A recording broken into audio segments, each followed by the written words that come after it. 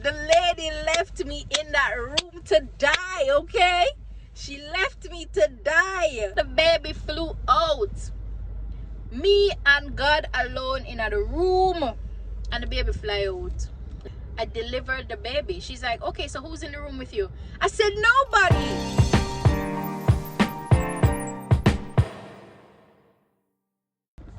Hi guys, welcome back to my video. My name is Aisha, and today it's gonna be a story time. Instead of wasting little traffic time, why not just turn my little car traffic moments into like a story time? So I found a different way to angle the camera. I don't know why I'm gonna do that, because right now I feel like my face looks fatter than usual. But anyways, I'm gonna tell a little story time. As I said, I don't really know how good I am at these story times, but I try a thing, right? Because me have some interesting story for telling us, so why not? Alright, so the 5 o'clock sun is out. Anyways, guys, so we're gonna talk about my labor and delivery experience. We're gonna cut it real short though, because this is a whole thing. So if you guys want me to actually do a video geared towards my labor and delivery experience overall, gonna let me know. This is just a big thing what happened what we gonna talk about. Alright, so I went completely private with my both my pregnancies, but this one is specifically about my second pregnancy, right? No, I went completely private, so that means I had a private doctor and I went to a private hospital. I will not call the hospital's name. Based on my first experience with having a child, I labor quickly. Like when I had Zane, I went to the hospital around 11 and I had him at 2 o'clock. So lies, I went to the hospital close to about 12 o'clock and I had him at 2 o'clock. So it was a pretty quick experience for me, thankfully. So them always say, your first experience, whatever your first experience was, your second experience is gonna be easier, and your third experience is gonna be easier. Get me? So the more children you have, the easier the experience will be for you. So them say, but it doesn't always go that way. But luckily it went that way for me. So on my second experience now, the baby was taking a little while to come, because I was like 2 centimeters dilated for like 2 weeks. So the doctor decided that she was going to do a sweep, which is basically inducing labor, right? So once she did that sweep, we knew that the baby would have come within like 24 hours, right? 24 to probably 48 hours later. So in about 24 hours later, I started feeling pains and things, and I head to the hospital. Got to the hospital, and you know, they did the triage or whatever them ask the questions, them test your vitals, test you to see how far along you were. Guys, them test me and tell me that I was 2 centimeters dilated. 2 centimeters dilated. Cool? Now, after being 2 centimeters dilated, I said, alright, cool. I call my doctor and I said to her, I say, so remember, you have to be in contact with the doctor and like while you're at the hospital. As a matter of fact, you do. The hospital should be the one to be in contact with the doctor. So I contacted my doctor. I told her that, listen, I'm in a lot of pain. What can you give me for pain? For like some pain treatment, because right now pain what me. And she was like, okay, cool, she gonna give me something for pain. But at this time it was too late for me to get an epidural, and I've had to order that from night before. You want to say, alright, I'm going to tough it out, I get the injection and thing. I was there and I was telling the nurses, so the nurses go back to the doctor and tell her how I only 2 centimeters dilated, and she had just take her time come. So the doctor is saying to them, I don't know about me taking my time, you know, because based on her previous birthing experience, it happened pretty quickly. So we have to be on the lookout for, you know, for this one, because we don't want to be a case where we're gonna quote unquote take with time nurses basically told the doctor that she just need to take her time because I'm only 2 centimeters. Nurses is like, listen, she not got a baby for now, just take your time. And that's exactly what the doctor did. And even though I was there telling her, listen doc, I need you to come right now because you know this is some pain. A pain here not normal. And the doctor did tell me that, listen, if it is that you are feeling like crazy pain, that means you're probably so a baby, because apparently the pain gets worse and worse. She said once the pain is getting worse and worse now, then that's how you know that you're close to delivering. Now at this particular hospital, they have two separate, they have a prep room, and that prep room it's different from the delivery room. So in the prep room, that's where you lie down and you basically labor until it's time to deliver. Then they will bring you into the delivery room. So I was in the prep room, and you know, 1 or 2 times the nurses then would come and check on me and whatever. At that point, unfortunately my husband had to drop off our other baby at the nanny and then come back to watch the delivery. So he thought he would have done, right? But it never worked out that way. It just so happened, say, in the room with the nurse them, and the nurse them just take time, left me 1-1.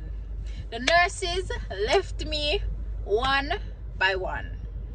I'm gonna tell her, say, you know, I start beg for the nurse to stay with me. Literally, I feel like me didn't want a movie, guys. I hold out my hand and say, please stay with me, please. Lady, me I beg you. I'm gonna die. Me not lie. I beg the woman to stay with me. I was legit asking her to hold my hand. I'm like, lady, stay with me, please. So I stretch out my hand. I'm like, please help me. Nurse, help me, please. And tell me why the lady stretch out back her hand, connect it with mine, and slowly release it. Look for me and walk away. The woman don't even say nothing. The woman walk away, left me. The lady left me in that room to die, okay? She left me to die. So, here what going on now, guys. I tell you, the woman left me in the room. And based on how the hospital set up, the prep room, are you one and God in it. Cool?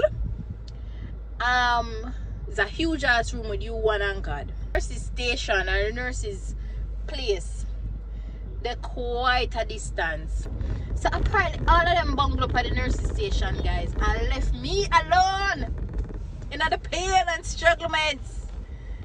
So after the lady leave me, the pain got so bad. Luckily I had my phone right beside me. The pain got so terrible, so unbearable, and I started to push.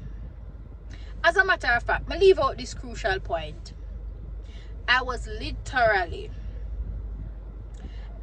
actually when I was asking the lady to wait, asking the nurse to hold on and wait on me and hold my hand, she looked at me and she said, this is the only thing she actually said, because she never said nothing else otherwise. She just looked at me and walked away after. But she said to me, what are you doing? I push you, push. Mind you hurt up your cervix, you know, don't push. Mind you, I'm paying for an experience. But don't want nobody talk to me like me a pitney. The whole experience was mighty expensive, and one of the reasons why I paid for it, I went completely private, is because I needed that experience for myself, right? I needed that experience for myself. I never want to go no KPH or Jubilee or wherever for them treat me no type of way. I wanted that experience. My mother always said to me, Aisha, you see, if you can go to a private. From young, she always said, listen, I had all 4 of you at a private hospital, and I was treated so nicely, and I want the same for you to, when you get older, ensure that you're in a position with your spouse to get that same experience that I could have gotten, because childbirth is nothing nice. It can be traumatizing, and you need that emotional support. You need all sorts of support that you can get, right? So anyways, the lady leave me, and obviously me go continue to push because I felt like pushing. And I was telling her I was in all sorts of pain, and she never that pay me no mind. Guys, not even 1 minute later, the baby that fly out. The baby flew out. Me and God alone in the room, and the baby fly out. The baby fly out, and I was just there. I'ma grab my phone same time. I try call my doctor to say hey. So I called my doctor, and she was like, "What's up? What going on?" I'm like, "Listen, the baby's out, you know. The baby's out and stunting." She's like, "What?" I said, "Yeah, I delivered the baby." She's like, "Okay, so who's in the room with you?" I said, "Nobody. The baby is between my legs, and I'm the only person in this room. So me know." I think, guys, sorry, this guys, why am I missing the story? Hold on. Before I called the doctor, I was legit there shouting, "Nurse, help, help, help, somebody help me." And there was nobody that come to my rescue. Apparently my doctor now called the nurses now after I called her to say, "Listen, you know, me one day here." She called the nurses, and then all of a sudden everybody and their mother decide to run through the halls to get to me. Everybody them bring wheelchair, all sorts of things, and I'm like, "I know no one come. I've been here by myself. I begged you guys." I know no one come to my rescue after I deliver the baby by myself, all out the pain by myself. And another reason too, guys, why I chose a private hospital, because I wanted my husband to get the experience of actually seeing me labor. I wanted him to be beside me for just every form of support possible, because trust me, at that time you're gonna need your spouse, right? And that's why, and I know that at the public hospitals I wouldn't have been able to get him inside the room with me, so that's why I chose the private hospital too. So guys, the people them leave me, and finally nurses showed up, doctor showed up, and the doctor was so pissed. I've never seen her this pissed. Like, she's like, they did not make me, they're the ones that made me come late. Them tell me say me not for come yet. I mean, I tell them say, based on your situation, of course I need to be here. And I'm like, honestly, it is what it is. A few other things did though, because I had to grab the child same time, put him in a NICU thingy, ICU, and they had to get a pediatrician like stat, because they gave me an injection that they shouldn't have given me at that point of my laboring. So I was too close to having the baby when they gave me that medication, that injection. And that injection, if I had waited a little bit longer to have the baby, when the medication fully simmered down in my system, a problem, my poor baby would have a heart issue, or some, I don't remember if it was a heart issue, would have, or so breathing issue. That is it. He would have had a breathing issue if I waited a little bit longer. But not lie, sometimes honestly I feel like Jamaica system slack. No matter how you pay your money, the system is just absolutely ludicrous. And I can just imagine if this is happening in the private institution, I can just, you know, envision what's really happening out there in the public. I just want to avoid it altogether, because Me not think my heart can manage it. Me not think me can manage it. Some people go public and they get a good experience, while others go and don't get a good experience. Majority of people that I've spoken to who have gone public, their experience was absolutely terrible, and I did not want to be one of them. So I'd still recommend for people to go private. It's just which private institution you go, because in Jamaica, I think, I don't know, don't quote me on this, but I think you have two major private hospitals here. So probably not go to the one that I went to, and that would be okay. I don't know, but I had a good experience with Zane there, and that's why I'm gonna go back for Abzamir, because the experience wasn't too bad. But so you go, whatever, we move.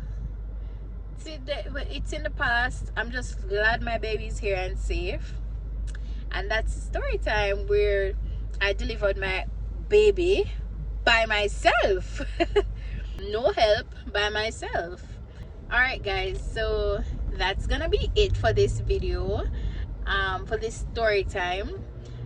Thank you if you have stuck around.